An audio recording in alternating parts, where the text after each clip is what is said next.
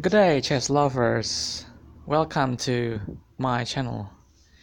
I have just played against a player whose name is eniokjr with 1483 rating, and this is a Dutch defense game, which is pretty interesting because I already have an opponent that was playing d4 as a white, and I replied with quite aggressive opening, and it weakens my king's pawn structure, which is f5. It's like a bird's opening or something like that.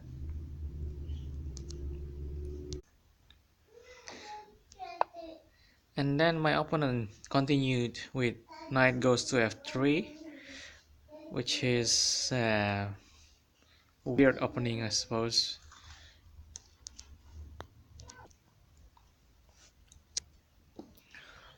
And then this is continued with knight goes to f6, which is a common continuation for a bird opening to sort of simulate and then open up space for the king to castle kingside. But as this developed, according to the scenario and then the situation, I won't castle kingside as it will jeopardize with my safety. So it goes on e3, and then I move e6, which is opening up the dark square black bishop for to escape from the pathway for the king to castle kingside. Now bishop goes to d3, and from here I'll just take a check, not a rain check, just a check. So bishop goes to b4 check, and it closes the check with c3, and from here I can sort of just play along and move my bishop back, and I choose the square d6 here, so in case the white king castles kingside, it's going to make a menace. That's it, sorry about that. Menace. So look at that, bishop goes to d6, and then white moves its knight from b to d2, and here, oh, total of fish and chips on 1700. Fantastic, good deal. c5.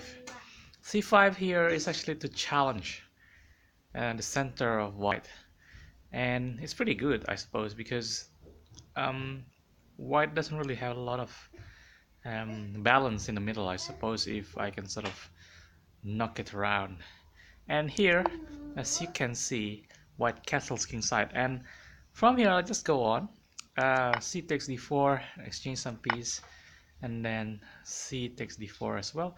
Queen goes to c7. I believe this is a good move, as it actually tries to put pressure on h2, and from here g3 is moved by white, and g3 is actually um, not a good idea in my opinion, because it's actually compromising the safety of well guarded king defense here. It moves one pawn in front of the king, and from now on I'll concentrate to put pressure on the king side, and I'll try to get the king to move outside its defense and then chase it around as the games continue. Bless you, Laura. Bless you, Laura. Okay, so from here knight goes to c6, trying to put my major piece, which is my knight, to the game. a3 is played here. I suppose it's just preventing the knight to move around to b4, but actually that's not my plan. I'm not going to waste my time moving my knight around to other place,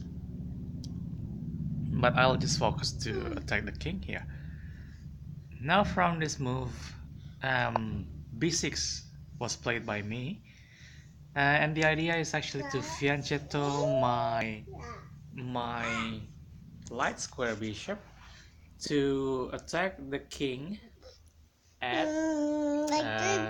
the castle position. So from here, the rook goes to e1, moved by white, which is of course trying to x-ray or threaten my black king.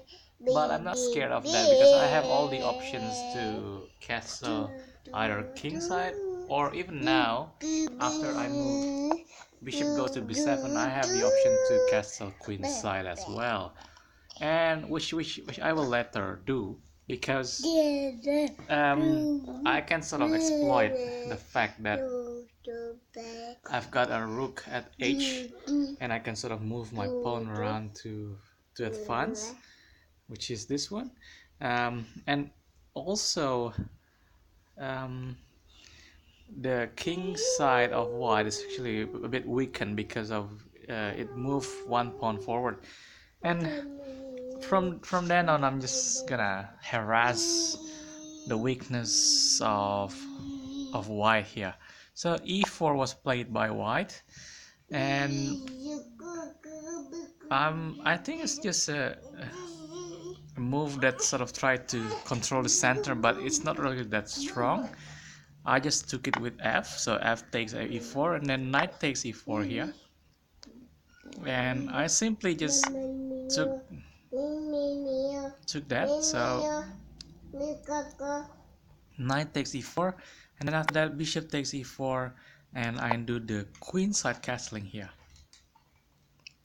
So from here I feel like my king is very safe.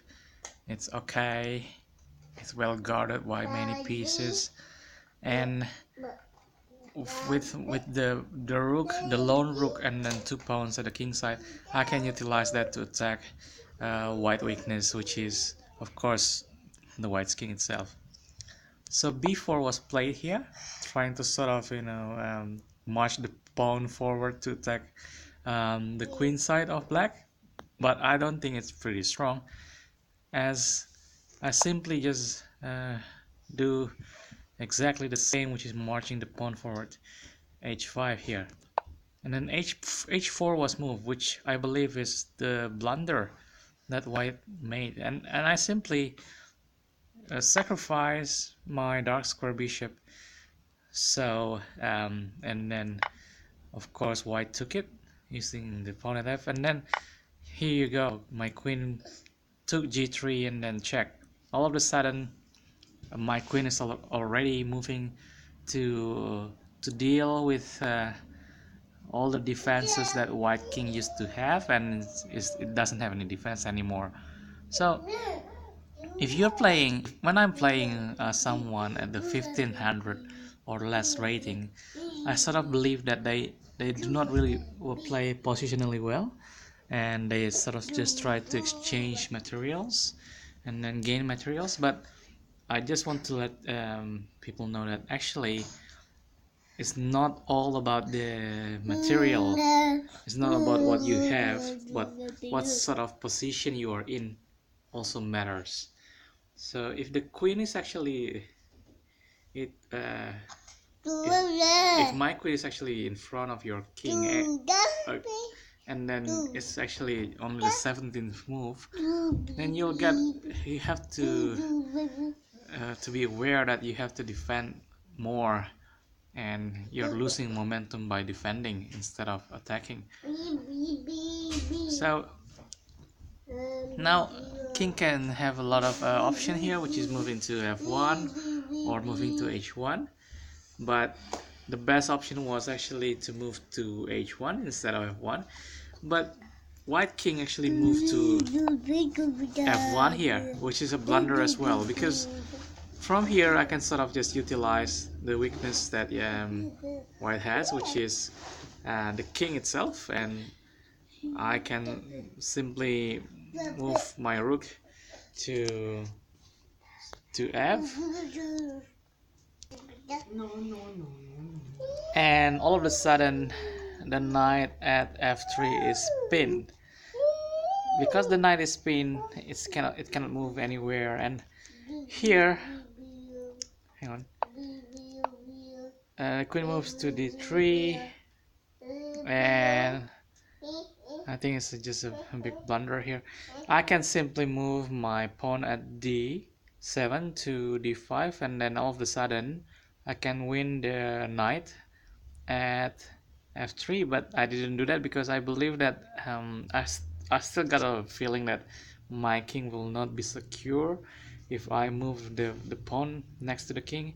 So I didn't do that, but I should have played more aggressively.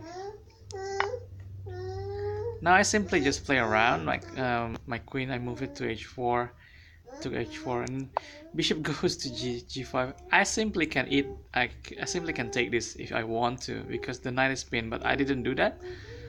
I just simply annoy white by moving my queen there.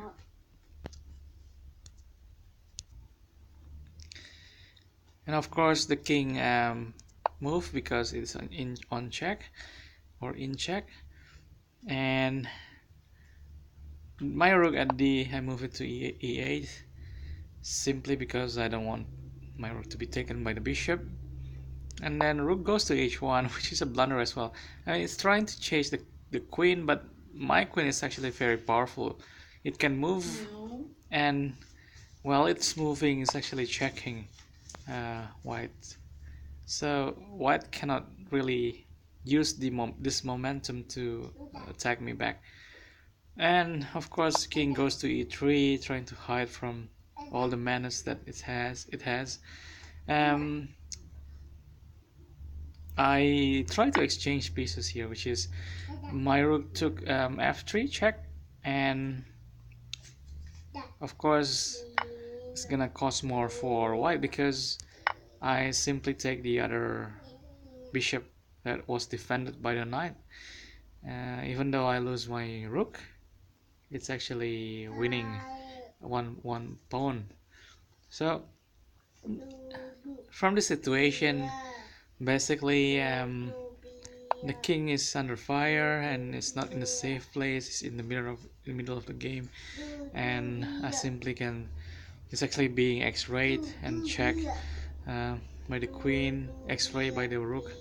King has to move, so it move. It's losing a lot of momentums, and that's the main message that I want to sort of share to a lot of people who are actually playing chess. um, Even though you win a lot of materials, but if you are losing tempo, or if you are not attacking, or if you are not in control basically, then it means it's not all about the material. If you don't have any control of the game, you're being controlled by your opponent, but you have a lot of pieces, you still can lose and being checkmated. I mean, you can have your queen and then two rooks and all the major pieces, but if you're being checkmated, it's you're still losing anyway. So that's the main message that I want to sort of share with a lot of people who are trying to enjoy chess or trying to start playing chess and start to enjoy it. I mean, it starts with a lot of games, and then you sort of lose and then win, and it can be a lot of experience that you don't like or you like. It really depends on yourself anyway. But I learned this the hard way. um, so basically,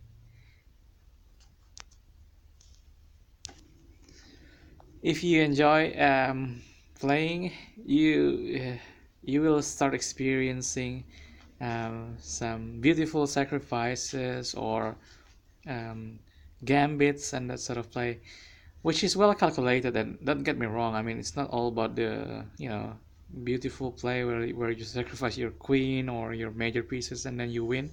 It's not about all of that.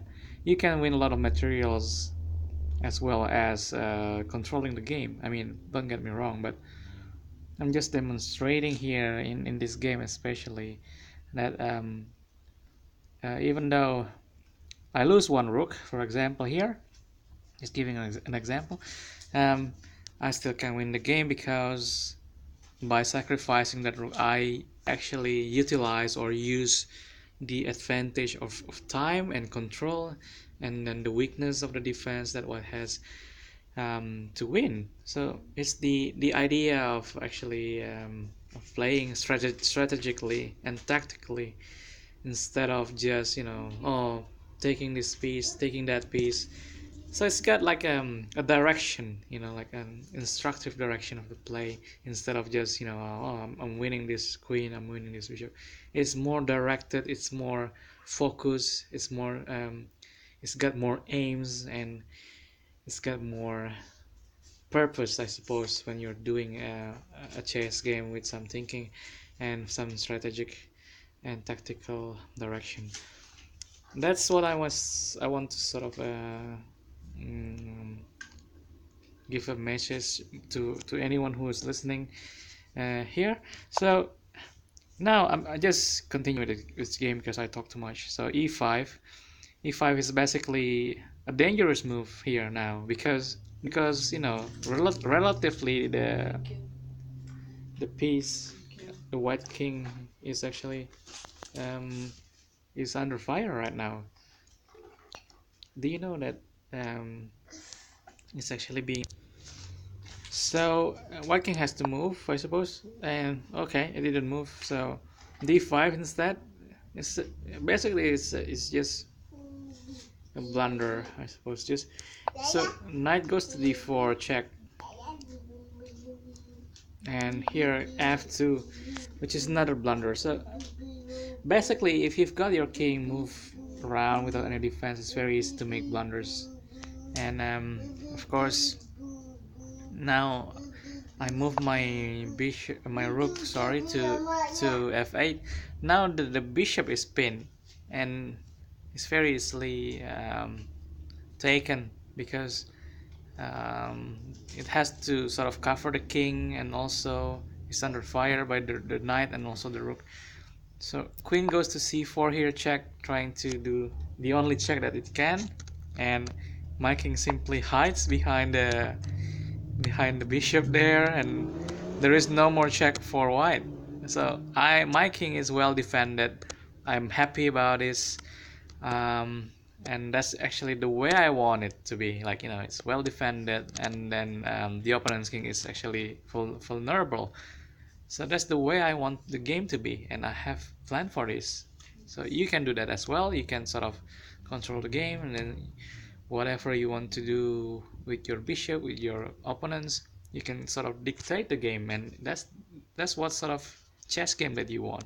It's not that you are being a control freak or anything like that. I mean, there is an enjoyment, of course, in the drama and the surprises and the tactical exchange between the two people. But if you can sort of control, it's more predictable, and you can sort of calculate how to finish your opponent off. So from now, white moved from the rook from a to g1.